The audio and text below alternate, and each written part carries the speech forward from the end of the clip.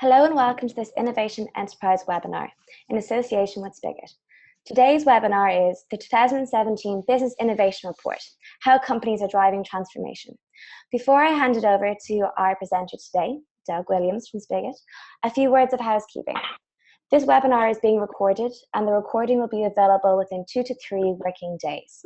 Also, there will be a live Q&A at the end of this panel discussion, so please feel free to post your questions in the Q&A box at the bottom of your screen throughout. Over to you, Doug. Thank you so much, Georgie, and welcome everybody to the Spigit and Innovation Enterprise webinar. We're very excited to have some esteemed customers of ours, Leo Smith from Fifth Third Bank and Renee Pearson from Kimberly-Clark Corporation, to share some of their thoughts and experiences around the trends and practice of business innovation. I'd like to get things started with a quick poll. Well, actually, I'll introduce myself a little bit further. I'm a Director of Innovation Strategy with Spigit, primarily focusing on our Eastern Coast US customers, helping to drive value through their ideation programs, both through the implementation as new customers and through the growth of their program over time. My innovation journey began around 7 years ago, where I was an analyst at Forrester and kind of reinvented myself to start covering this new and emerging world of using technology to drive innovation and co-creation with customers, with partners, with employees. I've been with Spigit for just about 2 years now and really just enjoying a lot of the work I do with customers all around the Eastern US. So as I mentioned before, we'd like to get started with a quick poll just to take the temperature of the group here. So we're going to flash that up on the screen. If you could all just provide your answers real quick, we'll give you a minute or so to do that.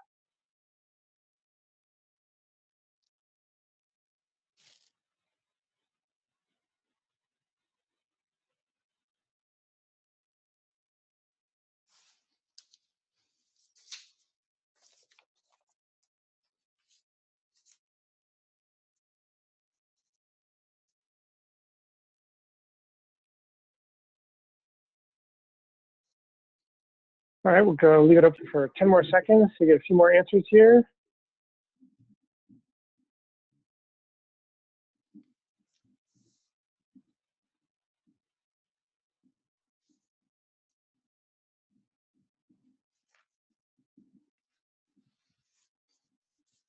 Okay, hopefully you all had a chance to answer that question. So I'd like to start off with just a few words about Spigit to set the stage here. Spigit is an enterprise-class ideation management platform that's able to scale across your whole business. We actually help our customers surface the best ideas. It's backed by proprietary crowd science algorithms and proven methodologies that deliver bottom-line business results in a variety of ways. Ultimately, what Spigit helps you do is find the best ideas, foster a culture of innovation, make good business decisions, and scale that impact across the enterprise. We're really fortunate to work with some of the largest and most well-known brands really around the world. And we help drive business outcomes through a variety of industries, whether that's financial services, manufacturing, healthcare, CPG. You can see several of them listed on this slide, but other industries that aren't even referenced here, such as consulting and agriculture, law, the public sector. There's really no limit to how Spigit can help companies that are out there needing to generate ideas and drive change in their business. Our experience across this deep and diverse customer base really gives us a lot of unparalleled knowledge in the marketplace and helping us to drive successful outcomes for our customers. As you can see, 6 million plus users, over 150 countries around the world using Spigit. We're the market leader here, and really proud of the work that we do with all of our customers. So now that I've introduced Spigit, I'd like to take a moment to allow our panelists to introduce themselves and briefly describe their roles to you as it relates to innovation within their organizations. So Renee, why don't we start with you? Sure. Hi, I'm Renee Pearson. Thank you, Spigit, for having me today. I'm the Global Director of our IT Innovation Practice here at Kimberly-Clark. I've been in the industry for about 20 years. 10 years of that was in data and analytics. I spent a number of years in strategy and about 4 years driving our innovation program. And just a note about the span of and remit of my role is IT, and really converging that with our business unit strategies and really driving digital transformation for not only within IT, but leveraging that within our business teams. So I just wanted to make a note that my voice and my perspective will be from that of an IT perspective, joining that with our business units, and it's different than, I'll say, a product innovation or R&D perspective. So thanks, and I look forward to a good discussion. Awesome, Renee. Thank you so much for being here. Leo, why don't you take a moment and introduce yourself to us? Yeah, how you doing? So I won't read word for word, but basically, Leo Smith here. I'm currently the Vice President of Marketing and Customer Experience at Fifth Third. I spent an equal amount of time as an entrepreneur as I have in the corporate environment, kind of starting out with AT&T early on out of college, and then kind of going out on my own as a marketing consultant for about 15 years. Fifth Third made me an offer that I couldn't refuse, and not to sound too mafia, but I am from New Jersey.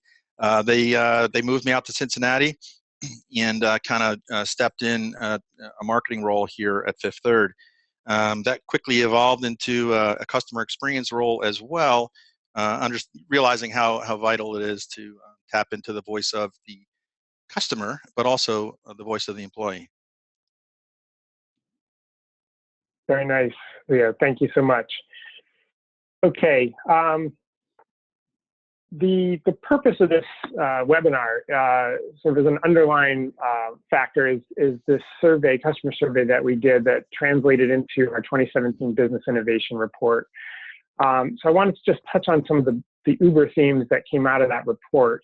And then the way the webinar is structured is to dig into each of the 5 themes that we covered within that report. And allow the panelists to share some of their personal individual experiences within those areas. So the data was gathered in Q1 of 2017 and really was looking to understand how our customers are harnessing the collective intelligence of employees, of customers, of partners to accelerate innovation within their businesses. So we think that it's a really valuable piece of work because it establishes benchmarks in what is still a relatively new practice area.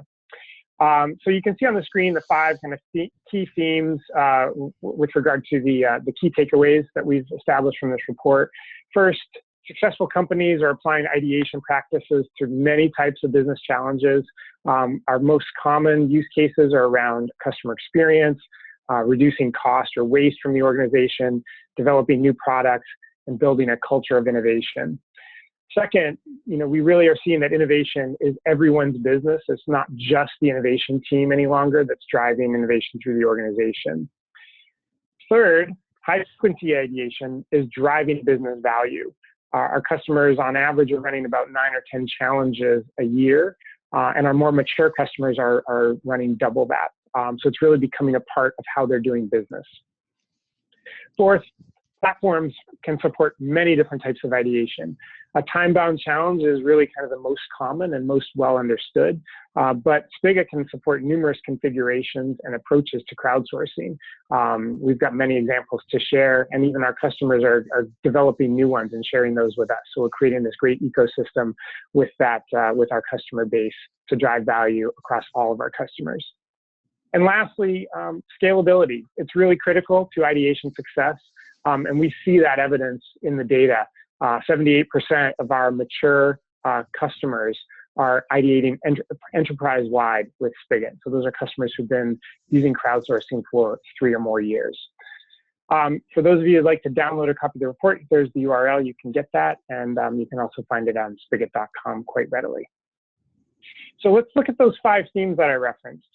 These are where we're going to dig into the meat of the discussion today, focusing on ideation programs, sponsorship, employee engagement, implementing ideas, and measuring impact. So I'm going to set the stage with each of these themes, and then we'll invite Renee and Leo to share some of their experiences with you on those topics. So with that said, why don't we get started? So first up is ideation programs. We'd like to just look at some data on team size and also the number of challenges run with an eye on how things are changing over time. So you can see the chart here focusing on less mature programs and more mature programs. So on the whole, though, our customers are able to do a lot with a little when it comes to resources. 41% of our customers overall have fewer than 2 full-time employees that are actively and regularly contributing to their company's crowdsourced innovation program. But maturity does tend to drive the size of the program team.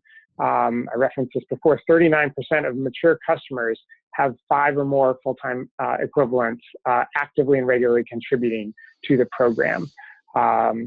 When it comes to the number of ideation projects, though, that is also contingent and driven by maturity. So the overall average is between 9 and 10 challenges per year, but it's nearly double for our mature customers. We tend to see, more sponsors stepping forward and recognizing that there's value to be had and opportunity to be gained by running these challenges. So they're stepping forward, and the program is evolving to meet that demand. So with that data as a backdrop, Renee, maybe we could start with you. Can you tell us a little bit about how your program is staffed and how do you guys make it work at Kimberly-Clark? Sure. So we fall into the camp of less than 2 FTEs or full-time equivalents that are providing the core subject matter expertise for our Spigit and crowdsourcing capability. And what we did is we actually partnered with Spigit about 1.5 years ago to build what we called challenges as a service. And the idea was to create standard work around creating challenges, making it fast and easy to define and run and conclude challenges on our platform.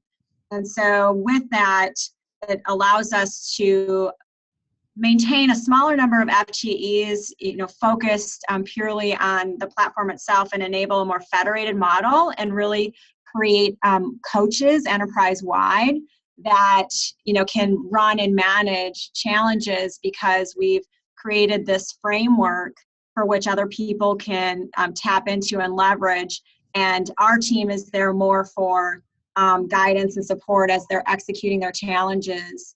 So we're not constraining the demand for running challenges throughout our organization globally. That's really interesting. So can you share a little bit about how long it took for you to get to that point where you recognized the need for the challenge as a service model to emerge so that you could support the business, the larger business opportunity? Sure. It was really a matter of, you made a comment about growing as the programs grow, right? And so we wanted to be prepared for an increase in demand of the services and wanted to ensure that we maintained the momentum that once people understood that this capability was available, we run these challenges for IT, for all of our business units run them. So in order to sustain, after we launched Spigit, we really wanted to be able to sustain that level of excitement and engagement without having to worry about, do we have enough staff to help them run these? And so that's really what drove the thought behind building the challenges as a service and running a more federated model with distributed coaches. Great. So Leo, maybe you could tell us a little bit about how your program structure exists and how it has evolved over the years. Sure, I'd be happy to, Doug. So it exists because we identified a need across the enterprise that we needed to really tap into. Needed to tap into the voice of our employees to determine solutions based on customer experience data, really. But it's quickly evolved across the enterprise for other folks and other lines of business. So we certainly looked at other vendors out there. We looked at competitors of Spigit, and not to make this a Spigit advertisement because they weren't willing to pay me, but they really are the apple of innovation. So we're really pleased with the tool. We're pleased with the level of engagement they have with us for our success. Initially, it was a sell. I mean, we had to sell it to our C-suite of executives. Their first initial reaction was, "Hey, you know what? We've got enough ideas. We don't need any more ideas." And we really said, "Hey, listen, are we really focused on the right ideas and timely ideas?" A lot of times, executives get together, they build out a structure or a business plan for the year, and then it might not be revisited, and they're going down that same path when other innovative ideas might have stepped in that would trump other ideas. So not only have we looked at it, in that vein, we've also looked at it as, hey, our EPMO group is out there focused on these initiatives. As we get ideas through the tool, we need to monthly weave them in through Pairwise to determine have the priority of these strategies that we're focused on changed. And you might wonder why the tool or the program exists in the customer experience team, and I'll tell you why. Because I know it lives in a lot of different areas in different companies across the nation, across the world. But basically, our customer experience folks, our executives here, are focused on customer experience data, reputational data. And we realized that in order to improve that, we need to tap into the pulse of the front lines, the people that are face to face. Those are the people that can really resonate with the issue that may have been raised, or maybe why we're not where we want to be, and then also identify solutions. I can tell you that the initial engagement was really, really good. When we rolled out our first challenge, we kind of we started with a business leader who we knew was a real change agent for Fifth Third. So we knew that individual would be really engaged. It was phenomenal, and it kind of led the way for our future. Now, since then, we've kind of taken to roll it out and to get buy-in across the enterprise. We've been sharing the successes of the challenges that we've run, and people are quickly wanting to jump on board. Mm-hmm.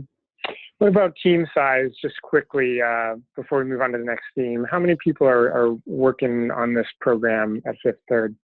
So I can tell you it started with a team of one, trying to engage other people. We had our consumer bank leader really embraced what we call curiosity at work. So we've rebranded Spigit as Curiosity at Work for our company. He was an individual that did this manually. He had his own processes of tapping into the pulse, but man, it took a long time. It took, sometimes ideas were kicked around and bounced around for 2 years. So this individual really embraced it and actually dedicated 3 full-time FTE for the consumer bank side of our businesses. And it is extremely successful. That's been running for about 2 years, about a year on my watch. And I can tell you that to date, we have 1,200 ideas that were submitted through the Curiosity at Work tool, and 75 of them have been implemented. And if you don't think that's a lot, there's some significant ideas that were bubbled up, crowdsourced, sent through the tier processes for approval, and then executed. So I think that's a gigantic win for us as a company. Now, rolling out across the rest of the enterprise has been a little bit sluggish, but recently I've engaged the customer experience executives to kind of champion in their focus areas, so that the line of business that they're focused on.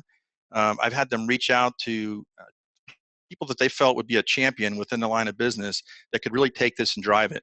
So we've had a lot of success there. Spigit's been a great partner in helping us, educate those folks, and we are starting to see great progress there. I looked at it when I first took it over as, hey, if they're not going to give me a gigantic staff to run this thing, I got to look at the resources that exist in the company to make it happen. And we've done just that. We've literally taken the first model that we built, and I'll call it a franchise model for lack of a better word, and then kind of really roll that out across the enterprise and bring people on board and share the successes that have happened and why they should use it in their areas. It's working. That's cool.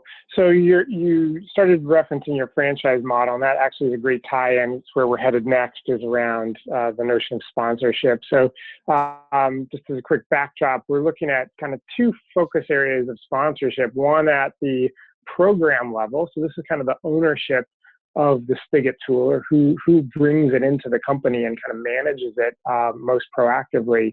And what our data showed us, kind of surprisingly, is that only about half the time is that actually run by the innovation team. So innovation is actually living in multiple parts of the organization, and sometimes being spearheaded in different places that you might not expect. The second aspect is on the project side. So project sponsors are those folks who are interested in running an event or a challenge, or have an always-on ideation space for their group to tackle the business problems that they have. And as this chart kind of shows, the groups within a company that can run a challenge is quite varied as well. Obviously, the innovation team, very, very common for them, but we see pronounced activity in the IT and technology group, in operations, in HR, in strategy. And then as well as the C-suite, from the executive team level, they're often engaging in more company-wide type challenges to really focus in on employee engagement. So Leo, kind of transition back over to you. Can you talk a little bit about that franchise model and how, if it relates to these two types of sponsorship that we're talking about here? Sure, and from my perspective, the two types of sponsorship are, of course, you have the executive sponsorship, and then you have the line of business champions. But there's also two different types of environments that you want to focus on when you determine that you want to tap into the pulse of a community, and that's folks that are focused around ideation. Anybody can submit an idea, but then what do you do with that idea? You take that idea, and then what we do is we formulate challenges out to the folks that make it happen, and they ideate around how we're going to execute on this idea. But initially, to really roll this out and build a better, really good-looking franchise model, we had an established set of challenges that we identified. Key initiatives that we knew were going to have a big upside for the company. We shared those successes with the C-suite, which really got engagement very, very, very quickly. And then, like I said, we leveraged the CE executives and the line of business champions, to own it and champion that across the enterprise. I think that's so. Yeah, I mean, we've used it for to start with some folks that to get that level of engagement. We literally have run challenges as simple as, where are we going to have our next town hall meeting? It's great to start tapping into people, getting them familiar with using the tool with some simple things, and then we've actually named organizations using the tool. We've used it, like I said, for EPMO, and we've had rapid events that are similar to like the Agile scrums, where agile scrums are using sticky notes, and we're driving it through people's mobile phones through Pairwise, through Rapid. I'm sorry. Is the franchise model driving project sponsorship across Fifth Third, or is it still relatively limited? I'm sorry, if you could repeat the question, you broke up. Sorry, is the franchise model that you guys are adopting, is it driving uptake of crowdsourcing throughout the business, or is it still somewhat limited at this time? No, it's like I said, it's slower than I would have hoped. But recently, we've kind of built out a great structure for training folks. We've been sharing the successes across, where we are focused on running challenges, and that's had a huge impact on people. I literally have people knocking down my door now to want to use this tool, to tap into the voice of the employee. Mm-hmm. Awesome. So Renee, what's your point of view on sponsorship? It sounds like you have a pretty direct program sponsor within the IT organization. What about project sponsorship? Have you learned any lessons there? Yeah, so project sponsors are key, and they're required as part of any challenges that we launch. And we do that because having a sponsor promote and encourage people to participate, it just reinforces the value. Many times you'll hear employees talk about, they just don't have time. I have so many other priorities, how can I find time to do this? And having that sponsor sort of gives those folks that permission spend the time, and hey, we're making this a priority in executing this ideation challenge, so please take the time to participate. So we require sponsors, and we've learned that it's really important to help, as a sponsor, understand their role as a sponsor and encourage challenge participation, but also make sure that in their messaging, it's not mandating and saying, hey, we're running this challenge, all employees or team members must enter ideas or participate in some way, shape, or form. So we had one challenge where the message came across that way, and we had great, obviously, participation, but we really want those ideas that are, clearly thought out, and people are passionate about it, and they're excited, and they really want to see this idea move, and not feel, it's part of building our culture and engagement. We want that to be, it's not expected everybody has that same passion and drive to participate in these things. So don't mandate it. Don't mandate the participation, but we, of course, ask that all of our projects have a sponsor to, I'll say, give folks permission to spend part of their days or weeks executing.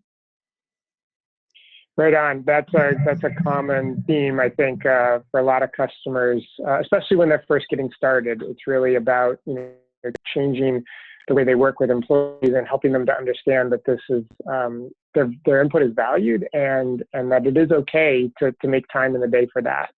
So that's a perfect, you guys are setting this up so nicely as we roll into our third theme of employee engagement. So this is actually a really interesting set of data that we gathered, where the question went out about the key reasons that a company decided to implement a crowdsourced innovation program. And as you can see, the top three answers, far and away more than the others, were all around employee focus. It was about building a culture of innovation, increasing engagement in employees, and really building new employee skills around collaboration and creativity. That's not to say that driving business value through new product services or what we might think of as normal innovation isn't valued. It just wasn't as common as for the purpose of getting this thing started. And then the second piece is around scalability. So here you can see some data around all company data in green versus the mature programs in that darker blue, where we're looking at how widespread the use of Spigit is across the organization. So it's common for us to see customers start off small with one or two groups perhaps in the first year or so, but really the way you get an impact on culture and on employee engagement is to quickly ramp up and get all of your employees involved.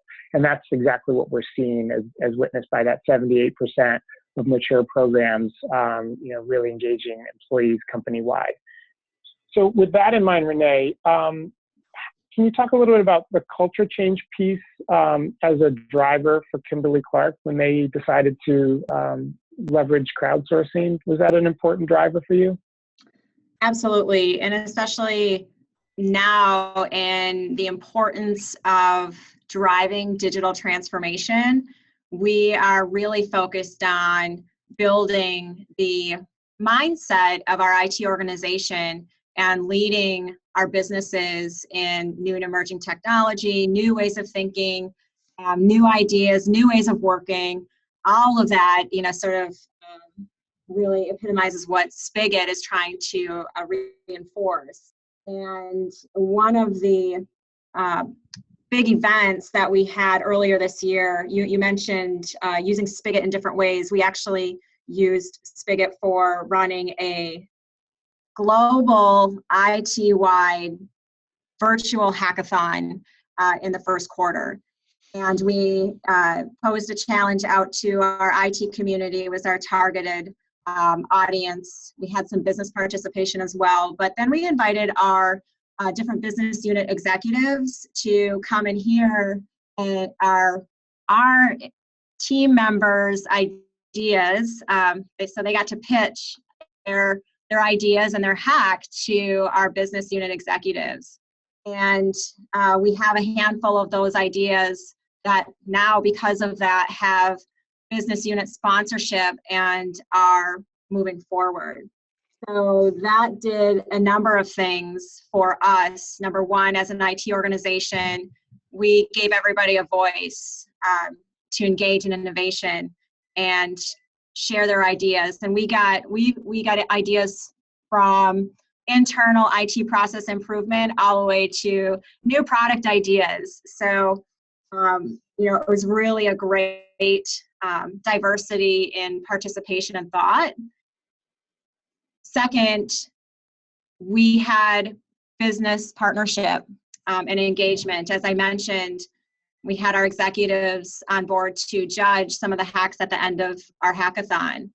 And being able to lead our business in some of that digital transformation, thought leadership was very rewarding and really set the stage for our IT organization to say, okay, well, here's the ideas that we can use. Here's how we can start to show our business new ideas leveraging technology. So it's been a great launch pad for us to really engage our entire IT organization that since the hackathon, has continued. So for us, it increased our employee engagement. It's helped driving that culture change, as I mentioned, for that digital transformation mindset that we're after. Nice. That's awesome to hear. Leo, let's transition over to you. Can you talk a little bit about how pervasive the crowdsourcing and ideation challenges have become at Fifth Third? And is there any kind of single practice that you might point out as really the key to driving employee engagement in ideation? Sure. Well, I'll start with saying that, we've got a ton of really engaged people at Fifth Third, which made it easy for me to kind of step into this expanded role and tap into the voice of the employee. But also the customer success teams that you all have put together to help us to drive this has been fantastic. And I'll just mention one thing that really kind of came out of some real difficult times for financial services industry is, the regulatory headwinds that everybody met in the banking industry. We everybody rallied as a company, and we really we had to comply with these regulatory changes. And we knew that we had systemic changes that needed to take place, but that takes time, right? So we had to pull everybody together and get all the IT resources to program that and build it.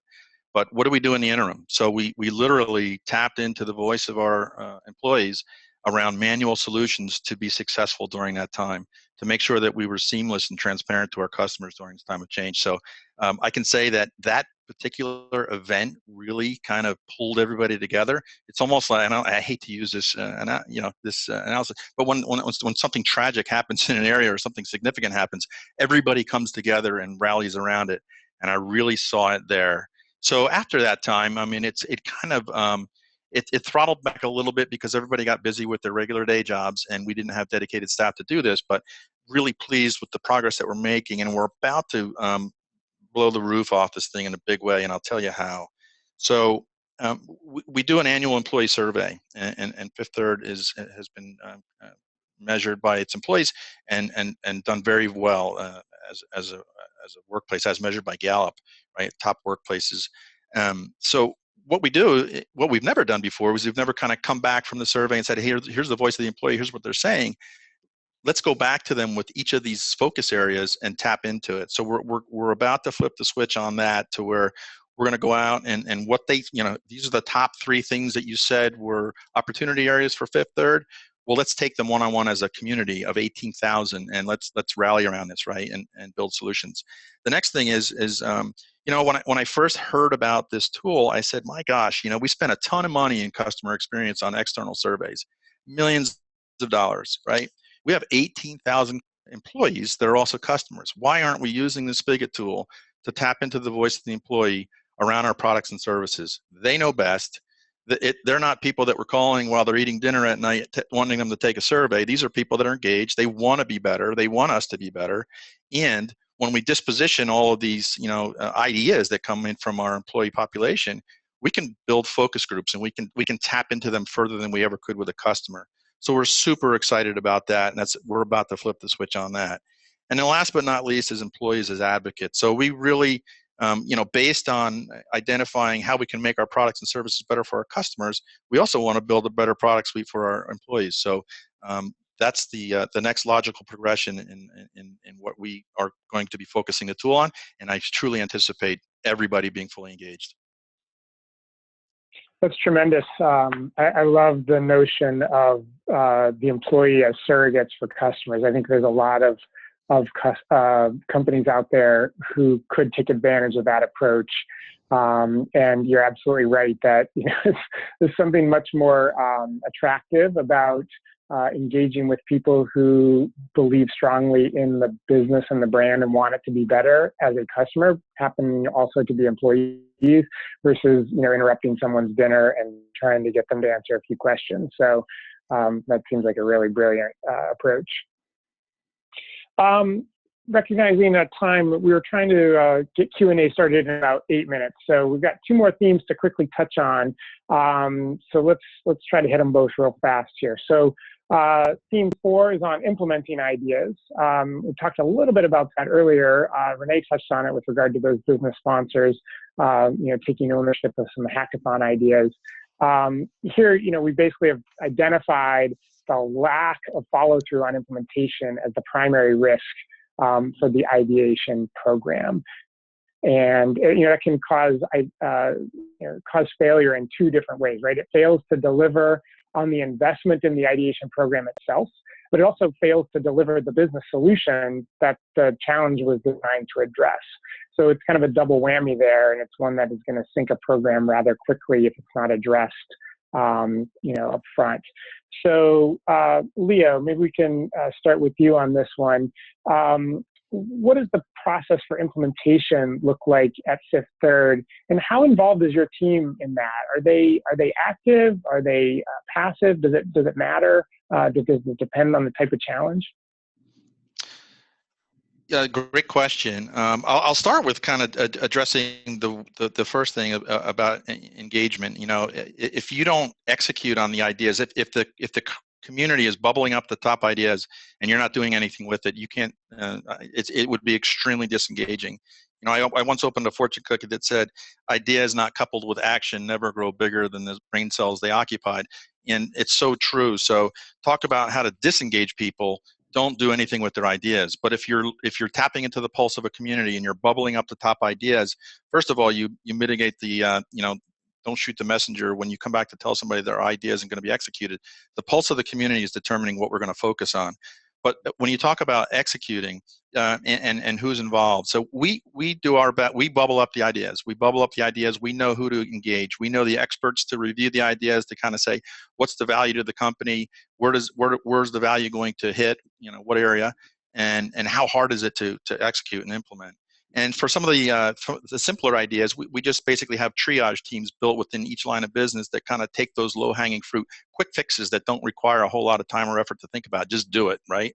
And then we have those that are moderate. So that and we have the luxury now of we've started a project team within the consumer bank side of the house, and we're quickly going to do that also on our commercial side. But the moderate ideas, those are tackled by that team. They kind of quickly go at a small team and kind of execute against those ideas. And then there's the high value or the really involved ones, the intricate ones that require an enterprise review. And we have a very sophisticated tier process review and a risk review that happens, and then it's taken on as an enterprise-wide project management team to execute. Now we are looking at, like I said, taking ideation, kind of bubbling it through pairwise to kind of validate each month where our focus is, and then we're also looking for a potential of a C-suite fast lane for top ideas. So if we get an idea that comes out of the tool, we really think it's significant, we will share that with our C-suite. We're hoping to make that a regular monthly operating rhythm.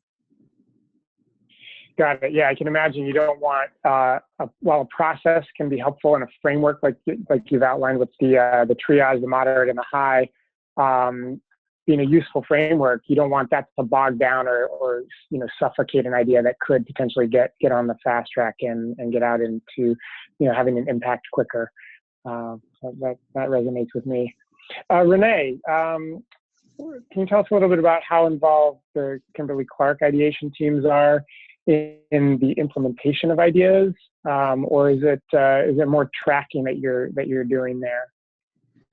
So our team that helps manage the whole ideation program and practice, we're not directly involved in implementing the ideas. I would say that each idea is defined and teams are put together according to the skills or areas that are required.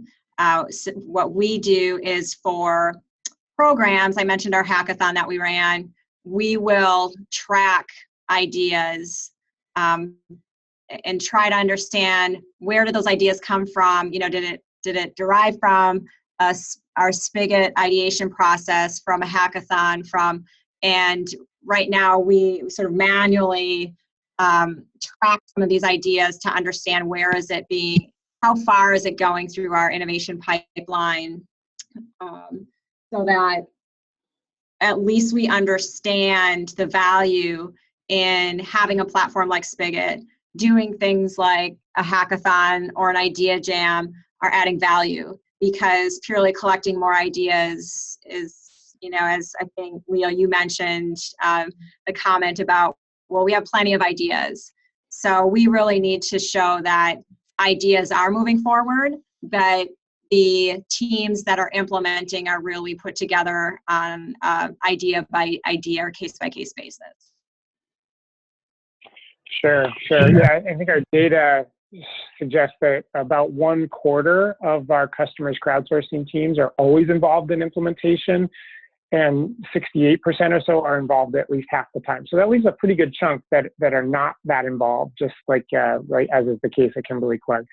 So, but tracking and understanding what kind of value you're generating is critical. And in fact, that leads us right into our final theme of measuring the impact. And as this graphic makes abundantly clear, there are many, I guess you could say most of our customers are not tracking the return on investment or the value generated by the actionable ideas that are coming from their crowdsourcing program. And we see this as a big risk. If you're not able to, at the end of the day, demonstrate to the senior leadership team what the value of the crowdsourcing program was to the business overall, it's a recipe for disaster and puts your program at risk.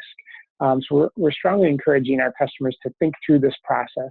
And there's a lot of things they can do to measure both the direct monetary ROI as well as the more indirect, maybe less tangible, but still have a bottom line impact that are important, whether that's around focusing on employee engagement and reducing attrition levels and the costs of hiring new employees. Those are tangible business values that can be pulled back in and associated with a crowdsourcing program that has a strong focus on culture change. So Renee, why do you think measuring impact is so hard at Kimberly-Clark? I think part of the reason is the time to realize the actual ROI. So from the time you get an idea to the time to implement to the time you're actually running or executing an idea live, so to speak, there's that time that takes place that you want to be able to articulate the value very quickly, and that's not always the case.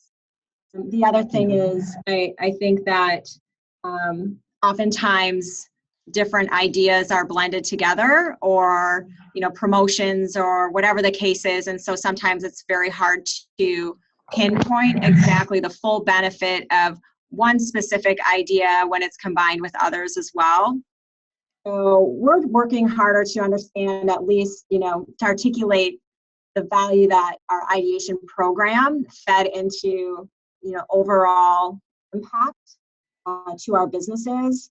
And we've been working, as a member of the customer advisory board for Spigit, have been focused on, looking at the integration into, PLM type of software. So when projects move forward, at least we're not trying to manually reconcile from our program management office back into Spigit and manually fill in those ROI statements, but offering more integration so that can be done without that manual effort. Got it. Leo, measuring impact is an important capability when you took over the ideation process at Fifth Third, as you shared with me offline. How did you manage to realize that goal? Very painstakingly. And where the heck was this slide a year ago? When I first stepped in, I inherited the governance of the team that was in existence for the consumer bank. When I said, where's the ROI component? They said, we don't have one. But the senior leader is focused on employee engagement. I said, that's awesome. Employee engagement is critical. But eventually, as the owner of the program, I'm going to get a tap on the shoulder from the CFO to say, what is the value of this tool? What has it done for our company? So, I kind of ran around and got everybody engaged here finally. And then I got Spigit engaged. I kind of did my Jerry Maguire show me the money dance. I said, show me the money.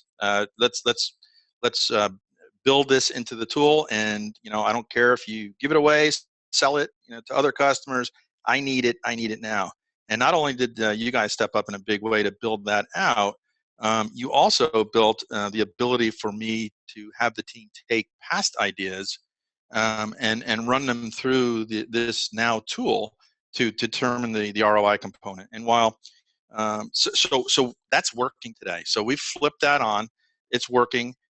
We have the employee kind of guesstimate. I'll say the value and where they see the value, what they think, the impact to revenue or the impact to cost savings, et cetera. And then it's validated by a panel of experts that are familiar with that line of business. And then further, when it gets down the graduation line and goes to a full-blown project for the bigger initiatives, it gets further validated. And then as a customer experience team, we will actually build metrics and determine, has it realized that? What has been the impact? The really, really cool thing that I love about this is that over time now, because we just flipped the switch on it about a month ago, we will have a repository of ideas, and I'll just really quickly tell you the areas that I've identified as the areas that I wanted to track for ROI. Growth, revenue growth, cost savings / avoidance or process efficiencies, right? Customer experience, whether measured by OSAT or NPS. The employee experience for whatever survey tool we use for that. And then complaints, right? So companies are really, I can't understand it, but everybody's kind of building complaint organizations now when we've had customer complaints for a long, long time. I think probably for us, it was a progression and kind of a fallout from all of the heavily regulated regulatory headwinds. So we said, hey, we really need to focus on this. Not that we weren't focused on it before, but really, really focus on this area. So we've dispositioned these into those buckets. So as a C-suite, we can get together once a month, say, okay, guys, where do we need to move the lever? Do we need additional revenue? Do we have a issue in customer experience results that we need to focus on? They can tap into the top ideas in each of those quadrants and quickly execute around those. So super, super duper excited about that. That sounds really cool. Yeah, I'm glad that we were able to help you realize those objectives of yours. I'd like to now transition into the Q&A. I know we're down about 10 minutes, so hopefully we can field a few questions here and provide high value, concise answers and try to get through as many as we can. Excellent. So we've received a lot of questions from the audience. I'm going to pick a few and field it to the three of you experts here. So the first question is actually for Renee. You talked a lot about the ways to generate engagement and excitement, and using sort of champions and sponsors to continue that momentum. Do you have standard work or a job description or any kind of RACI type of chart, like a responsibility for the champion role or any sponsor role? Yes, we do. As part of the whole challenges as a service effort, we did create templates, different things that's the standard work that you're referencing for people to quickly pick up and run with, launching a challenge. That includes the different kinds of roles that need to be included on various challenge types. So understanding what a moderator and an expert might do, and who is responsible for what throughout a challenge, who's marketing and doing all the communications around it. So all of that is defined as part of our challenges as a service. And we have those tools and templates to guide people through defining that up front before the challenge is launched, and people are wondering, hey, I thought you were accountable for, sending out these communications or whatever the case may be. We do have, informal training, I would say, as we roll this out. It's really kind of a train the trainer type of approach, but ultimately what we've done is we will hold hands, so to speak, with someone who's interested in becoming a challenge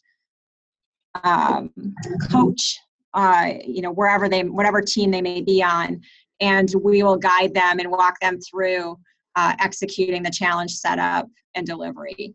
And then the next time they need less of our time, and the next time less of our time, and so forth. Right. That's helpful. And this question is from Brett. What metrics have you chosen or landed on to quantify the value from ideas that are not revenue generating or cost savings? So in other words, if an idea can improve work-life balance or increase employee engagement, are there good ways that you're considering right now? And does it differ by the different types of business areas that you apply ideation challenges to? And that question is directed to any of us? To Leo, sorry. Oh, okay, I apologize. So I think I mentioned the focus areas that we have for our ROI component, the revenue, the cost savings, the customer experience, employee experience, and complaints, right? So for the employee experience components, I think it captures a lot of the things that you discussed. And while this has not happened yet, our measure will be our annual employee survey. Following that, once we launch this out there and tap into the pulse, we will then establish the correct metrics to track to make sure we're improving on the areas that the customers have told us they would, the employees told us they would like us to focus. Right, great. And so next question is for Doug. Doug, we're wondering, the audience, Philip, is wondering if we have any plans to extend our current functionality into later stages of idea management, notably development and idea exploration. I know that's something that we've been actually developing quite a bit of expertise on, and you are an expert in that area. Can you tell us a little bit more about that? Sure. That is something that some of our customers are using Spigit for today. There are some other software tools out there that are primarily focused on this kind of project management, PLM, I think Renee mentioned. And Spigit can play in that space. And I think that there is an evolution there that may take place. But generally, it's the same kind of approach as a stage gate process that you might use for a challenge, where we take ideas that have been slated for action and we map that to the company's approach for developing or implementing the idea. So that looks different for every company. And this is something that if you have a pretty savvy technical group who's using Spigit, they can absolutely do this on their own. If it's something that is relatively a newer customer or not quite as familiar with some of the functionality in Spigit, then you can always come to the services team, of which I'm a member, and we can help you, scope out a project to help you do that, where we'll come in and talk to you about exactly the process you're using, how we can put that into Spigit. Maybe there's some functionality in Spigit that would enhance how you're doing it today. But we can create different kinds of roles and assignments within the Spigit tool, create different kinds of review forms and requirements so that an idea, or we might consider it a project at that point, goes from that initial step in the process all the way through the commercialization process. Great, thank you. And two questions that are similar in scope, so I'll address them together. Are there any best practices for getting project sponsor to buy into a new project? And as you demonstrate success over time, I imagine those successes would be good proof points to get additional sponsors. But I guess the question here is more about, are there obstacles? How do you overcome those obstacles? How do you get executive sponsor engagement continue to be high over time? And Renee, perhaps you can answer that first. Sure. So you actually touched on a tactic that we've used to gain sponsorships, and that's when we first started with Spigit. We very early on had a couple of our business units who were really engaged and excited about leveraging the capability. At the same time, we had other business units that were, conservative and maybe said, we have enough ideas, we don't need to run this. So we embraced those folks and those sponsors that we didn't have to necessarily win over. And we used the success stories from other challenges that we've run to gain sponsors and buy-in for other business units and projects moving forward. So instead of us, sort of being the champions within our organization, we asked the people who had used it to speak on their experience versus us doing that. Right. That way, it's not just they feel like a sense of camaraderie and that this is coming from peers rather than coming from top down or another department. It feels more familiar. So that way, it generates sort of a lateral interest as well. I would say one of the obstacles that we've had too is typically the first discussion point is, how much will this cost me to run? Do we have enough licenses for this? And so being able to support and fund, I would say, or to make sure that cost and licensing is not an issue and not a barrier, because that's usually the number one or two question that we get. So if you can avoid or make sure that's taken care of, that's a huge barrier that's just not even in the picture anymore. Yeah. So we start with the building out a proper challenge. So, obviously the challenge question is probably the most important thing. The second most important thing is the right executive sponsor. We sit with them and say, hey, what do you want to achieve? And are you committed to doing this? Because that's the most disengaging thing for people. If they're not committed to doing the change that gets driven by the voice of the employee, then why do it? And do it timely. Have the resources to do it. And will you be actively engaged in the challenge? I can tell you that is hugely successful. It matters who the challenge comes from. And while it's the pulse of the employees and crowdsourcing of peers that really makes the tool successful, somebody driving it at the top of the house and employees knowing that, hey, this business leader is engaged. He's commenting on my idea. He's forwarded it to somebody else. He shared it. This is good. That's hugely important. Communicating is gigantic, and recognizing those big wins. Right, indeed. Yeah, those are very good observations. And Doug, I'm curious, as you look across so many different companies doing this, are there sort of obstacles that if a new innovation department leader or a new business sponsor is onboarded, what are some typical challenges that you see, and how do we help them overcome them in engaging those sponsors? Yeah, I think the one tool that we've suggested, when you get the first challenge going, I think that's kind of maybe easy isn't the right word, but there's usually somebody who's willing to be the guinea pig. They're often had some involvement with bringing the crowdsourcing program to life, bringing Spigit on board. And so they have that interest in getting started. So that's not usually where the barrier is. The barrier is usually after that first one. So we found it helpful to help create a sponsor checklist which is just a very simple one-page document where you can approach a potential challenge sponsor and help them understand the commitment that is required for this. We've talked about resourcing and that most of these customers are operating with a limited team. And even though their programs may be growing, there's a limit to what they can do and how many challenges they can run in a year. And so they want to make sure that they're spending the right time with the right people who are actually going to be successful and commit to that. So having that kind of checklist and very clearly laying out with the sponsor at the very beginning of this process, what is required of them, I think is the critical piece. And that really is focusing on the end of the process, I think is the most important part of that checklist, is the taking action. I think it was Leo who commented and used a very good word. It was the disengagement issue, right? Employee engagement is an important thing for most companies who are trying to do this. The quickest way to disengage those employees is to not take action on the ideas that you said you were going to do, because they immediately feel like all the work and effort that they put into this process was ignored.